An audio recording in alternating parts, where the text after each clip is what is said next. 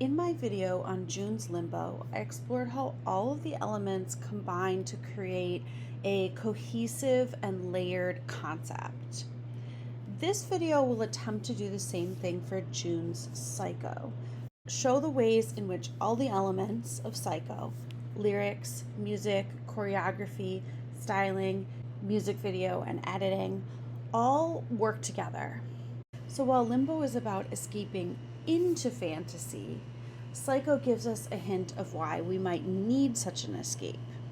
And Psycho is arguably more complicated than Limbo, so our exploration will be in two parts. In this first video, I'll look at the lyrics, music, and choreo, and in the second video, I'll explore the details of the music video. Let's get started. So let's take a look at the lyrics first. In a certain sense, the lyrics of Psycho are more direct and straightforward than the lyrics of Limbo. The first verse starts with June very world-weary, feeling defeated. He knows what he's supposed to do, stay normal, but it doesn't seem like it's enough. The routine of every day is sort of soul-sucking.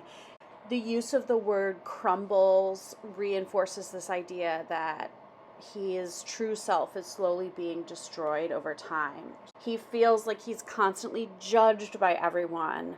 So the song starts off in this very depressed and frustrated place. The chorus introduces a very different perspective, a judgmental one.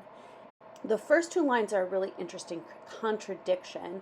The first line, "In this world desires become sins," suggests that what should be natural human desires get judged by the world and viewed as negative or even sinful. The next line, however, is the opposite. The world also judges people who are without desire. It does not allow people to exist within innocence. So there's this contradiction between the world that refuses to let people exist and acknowledge their natural desires, but also refuses to let people exist without desire. And that leads to the chorus's conclusion. Because of the world's judgments, there is no way to not be a freak. Whether you are innocent or sinful, you are viewed as wrong in some way. And that leads us to the moral of the song, which is not to fool yourself anymore into thinking that you are not in some way outside of society's expectations. And these words freak and psycho here, I don't think are particularly negative. They're intended to be a little bit jarring, but they're applied to everybody. Everybody is in some way, to someone else, viewed as a psycho. Before we get any further in the lyrics, we actually need to pause and look at the costuming choices, which give us 4 distinct personas of June throughout the music video. This is something that Limbo did as well, but I think it's even more prominent here and even more intricately related to the lyrics. So we have 4 personas, as we might refer to them. The first one we see, which I'm going to refer to as the patient, because he's in this outfit that looks a little bit like a straitjacket, and also this character is the most controlled by the world's expectations, as if he's being sort of treated for his insanity. The second persona that we have, I'm going to refer to as the critic, and this is June with the bare chest and this loose jacket, and I'll talk in a minute about why I'm going to refer to this June as the critic. And then in the bright red jacket, we have the June who I'm going to call the scientist, who seems interested in exploring different things about himself and the world. And finally, we have the June in the final scenes wearing the beret. I'm going to refer to this June as the Joker. This character seems to thrive on chaos and be sort of interested in watching the world burn. So why talk about these costuming choices if we're in the middle of the lyric section? It's because these personas are interacting very carefully with certain parts of the lyrics. So for instance, the patient persona, which we said was the most controlled, is singing the first verse, and the music video shows us the patient trying but ultimately failing to conform to the world. However, the critic persona gets introduced with the first chorus. And like we mentioned, the chorus is very judgmental of the world. We have a different perspective here. So this persona that is critiquing and judging the world's judgment is introduced with a new costuming change. And it's the critic who introduces the drop with the moral, don't fool yourself anymore. Unlike the patient who is trying to conform or the critic who is judging the world, in the second verse we get a new character, the scientist in the red coat. And this matches really well with the lyrics of the second verse. Who am I? How can I classify? So another way to deal with the world's judgment and this feeling like you are a freak is to try and understand yourself better, understand the world better, or even to take on a role even if it doesn't truly fit you. Oh, the world judges me and thinks I'm some sort of corrupted evil creature? Well, I can become that. The word devour suggests taking it on voluntarily, and of course, pretending tells us that this is not a natural state for the person. This is something that they are choosing for themselves, maybe as a protection. The next line, who's harboring schemes in their heart, foreshadows all the questions that we're going to get in the bridge. Because it's a question, it's intentionally open-ended.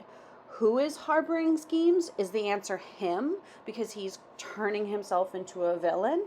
Is the answer the world harboring schemes in their judgment of everyone else? Is the answer everyone because we're all trying to cope with the world's judgment? Maybe the answer is all of those.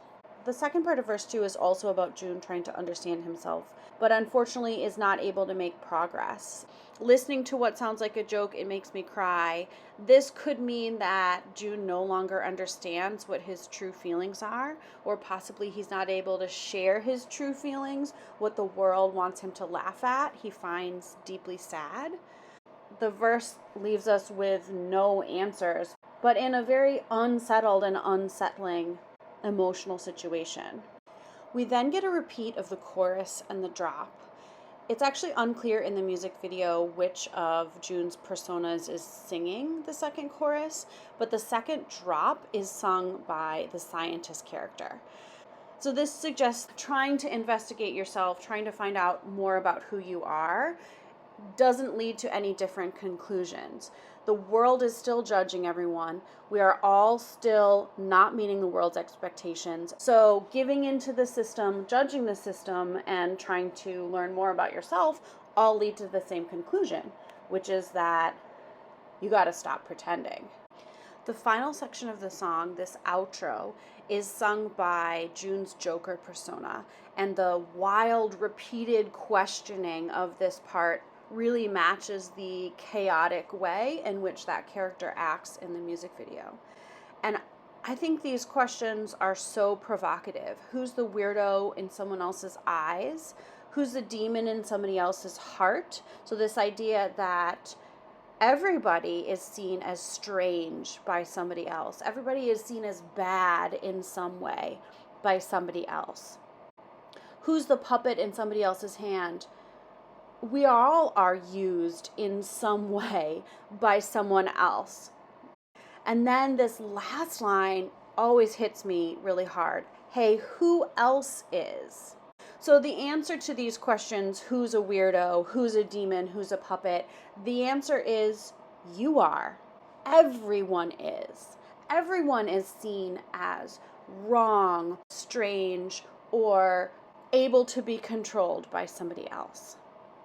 And a friend of mine suggests that asking these questions in this way is June sort of gathering people around him. Who else is with me? We're all in this together.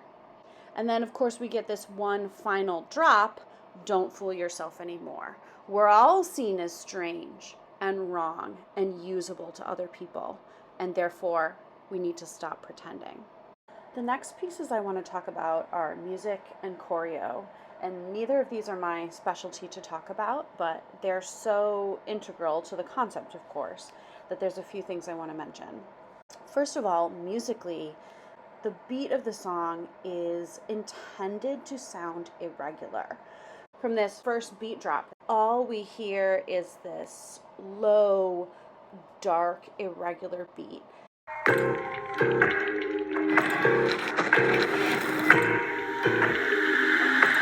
It stops and starts, and that's intentionally done. Beat of the song itself is emphasizing the idea that we are out of step with normal expectations. Things are different and a little crazy. There's also just a lot of sound in the track.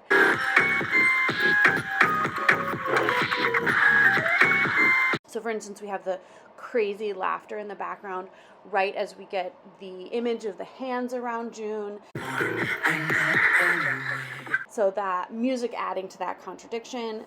So in general, we have this sense that in addition to the main lyrics, the track itself is sort of commenting and also sort of uncertain. So the whispers can also represent maybe the voices in your head, your own message to yourself trying to get out. Not only does the musical track emphasize the themes of the psycho concept, but the choreo does as well, very explicitly. In general, as we watch, we can see June's interactions with the backup dancers as his interactions with the outside world.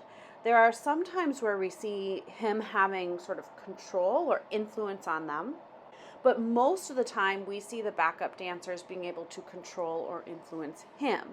So in both verses, we see June separate from the group of dancers, but they are in some way able to pull him back into their dance. In fact, in the second verse, one of the dancers almost sort of kicks him back into the formation with the other dancers. So we're seeing a clear symbolism of the world not letting go of someone, not allowing them to be separate or different, but always pulling them back in to the world's expectations. We see a lot of other things that go along with that interpretation as well, with the hands around him at his face with that sort of crazy laughter. That reinforces the fact that he's not normal, but also the fact that it's the backup dancers representing the outside world. They're the ones who are sort of making him seem crazy. So the choreo is reinforcing that idea that the world's judgments is what make us seem psycho. Also, during the chorus, there's this gesture where they have their hand sort of scooping at their back, and that looks very much to me like a puppeteer's hand inside a puppet, a symbol of sort of outside control of them, as if a different hand is moving their body. In terms of dancers representing the world control, we also see this again at the very end, right before the outro. One of the male backup dancers and June have an interaction that looks very much like the backup dancer is sort of controlling or almost shutting down his body, as if he's like a robot that then this dancer is going to be able to control. This is when June is dancing separately, and the backup dancer, through the dance, is able to sort of force him back into formation. However, in the outro, it's a little bit different, because while the dancers are surrounding June, he is not following the same motions as them. So there is a suggestion that possibly he's able to break free from the world's expectations. We'll get into what the ending means later, but it's an ambiguous ending from a choreo standpoint. And of course, we have to talk about the signature gesture of Psycho, this smile that gets pulled with your finger. And I think this, like most of the things in this concept, can be taken in two ways. This pulled smile can be the symbol of being crazy. This is the psychotic persona. It's forced. It's too much. It's a little uncomfortable and deranged. At the same time, this forced smile could also symbolize the way in which the world expects you to express your emotions in a certain way. Just like the lyrics say, laughing or crying, this gesture implies that you're only allowed to feel a certain way. You're only allowed to act happy, whether or not you might feel that. So we can see already that the lyrics, music, and choreo are all working closely together to create the same message. And in part 2, we'll see how the music video adds even more to that.